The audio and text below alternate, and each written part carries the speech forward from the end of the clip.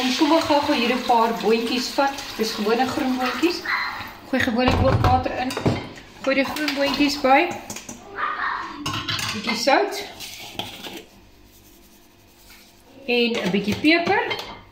En dan het ek vanoggend toe ek tomatieslaai gemaak het, ek die ekstra ui gevat en opgechop. So ek gooi dit sommer by. En dan gaan ek dit net so stoom. Ek dink ek moet 'n bietjie meer groenboontjies ingooi en kan ek dit bære en later gebruik.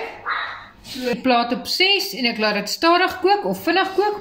As dit klaar is, dreineer ek dit weer en dan laat ek dit koud word en dan gaan dit by my tuna slaai ingooi. Hallo, dit is Sanet van Tenes. Ek gaan nou sommer vanoggend se tamatie en eie slaai met komkommer vat en bietjie opjazz en vir ons 'n vinnige middagete bymekaar slaan. Hier het ek nou sommer wortel gevat en opgechop. En ek het chickpeas, gewone chickpeas in watersout. Maak dit oop en ek dreineer dit vinnig.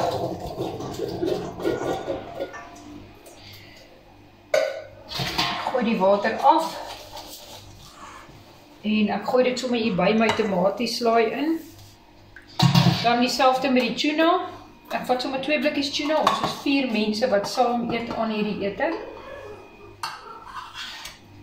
Gewone tuna in water. Hierdie is die fyn tuna. Ek gooi nou maar daar in die dreinering in. Die vergietes.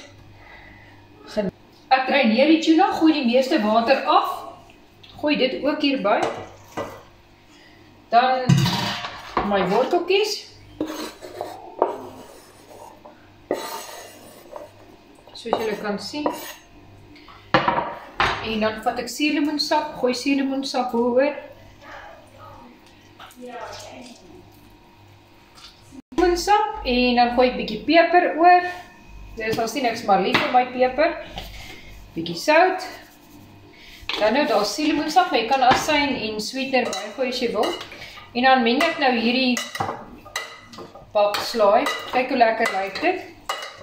En as die boontjies klaar gekook is, dan kan jy die groen boontjies bysit of jy kan die groen boontjies onder sit en hierdie mengsel bo-oor gooi. Dis 'n groot bakslaai, maar ons is 4 mense wat hiervan eet.